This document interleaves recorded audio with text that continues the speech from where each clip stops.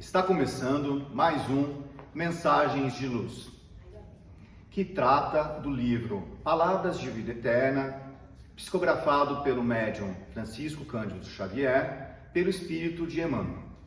Hoje vamos tratar do capítulo 11 e, para tanto, convidamos o nosso querido amigo Sérgio. Tudo bem, Sérgio? Tudo bem, Luiz, tudo bem, amigos? É um prazer novamente estar com vocês. Bom, como vocês já devem ter acostumado, cada capítulo do nosso livro, Sérgio, trata de um tema referente ao Evangelho do Cristo, não é? E esse capítulo 11 ele é intitulado Ajudemos Também. Daí você poderia ler para a gente qual passagem do Evangelho que está citada neste capítulo? Então, Luiz, está lá em Marcos, no capítulo 6, no versículo 37, onde Jesus diz, dai-lhes vós de comer. Jesus responde ao questionamento dos discípulos, sobre uma situação de fome que estava o pessoal ali aguardando para o atendimento, e ele diz, dá-lhes de comer a esse pessoal.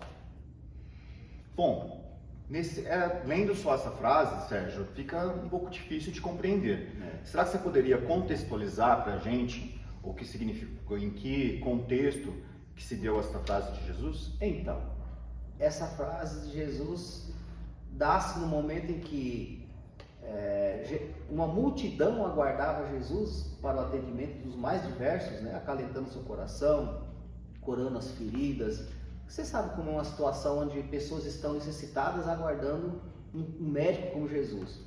Só que passava da hora, já era tarde quase, com esse pessoal com muita fome, tudo vindo das mais diversas regiões.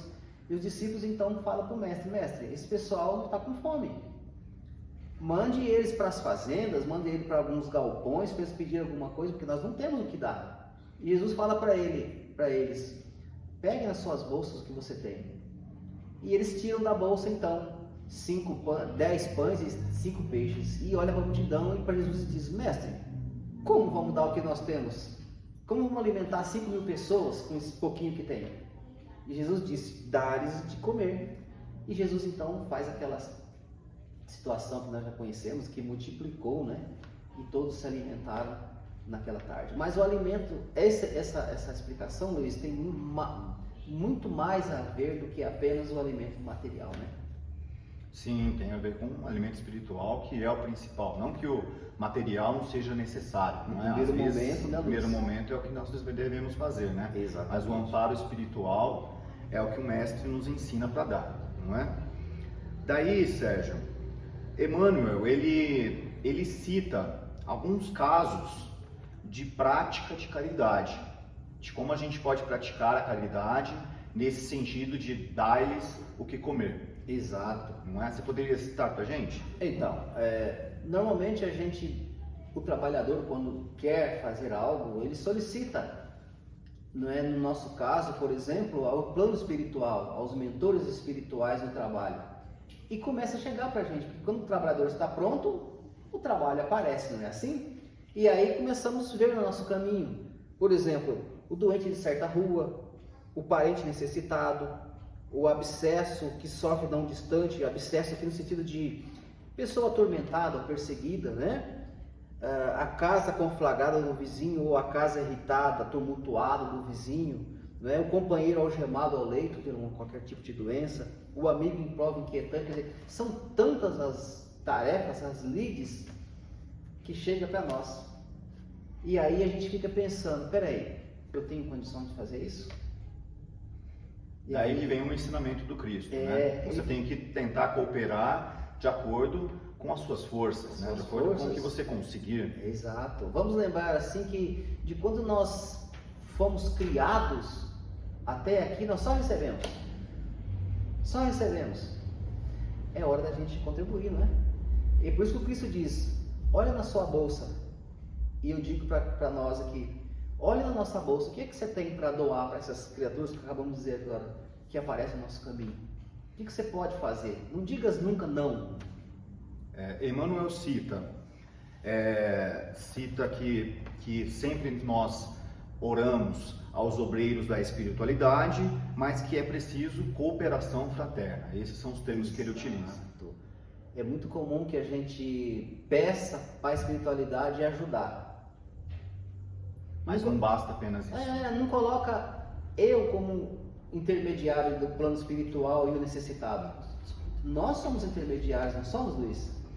Eu peço, a espiritualidade me dá coragem, força, apresenta o trabalho, cabe a mim, não é? O exercício da cooperação e do amor, porque é a construção do reino de Jesus que Ele espera de todos nós.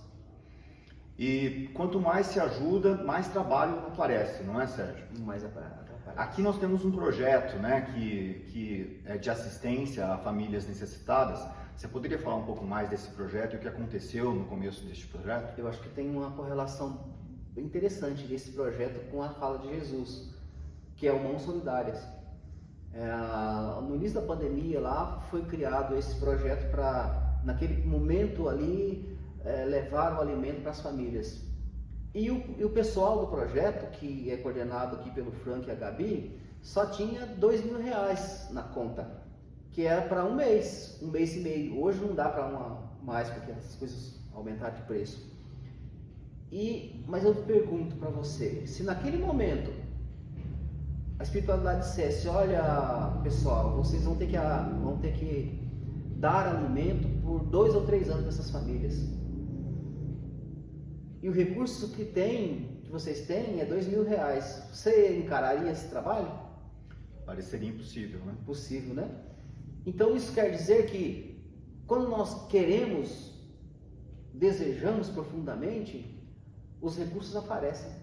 Porque nesses 2 anos e meio, não sei já, quase 3 de pandemia, não faltou um mês. Então era um projeto temporário para apenas um mês e perdura agora por quase 2 anos, é isso? Com toda certeza, Luiz, todo esse tempo a espiritualidade, os obreiros do bem da espiritualidade intuíram esse grupo e essa equipe toda a buscar os recursos materiais para abastecer essas famílias. É nesse sentido que essa missão, que essa leitura, né, traz para a gente essa reflexão.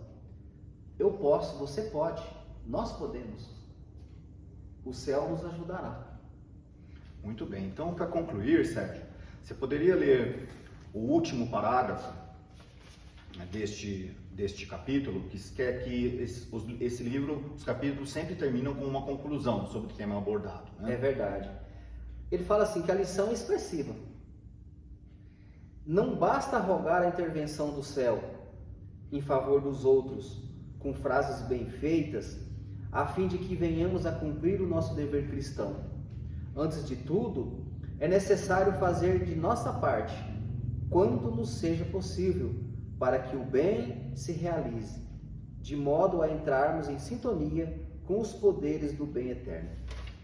Ou seja, fazendo bem, isso cria uma onda energética que vai fazer bem para nós mesmos, né? Na verdade, nós estamos ajudando, no fim das contas, a nós mesmos ao ajudar o próximo. O primeiro beneficiado somos nós.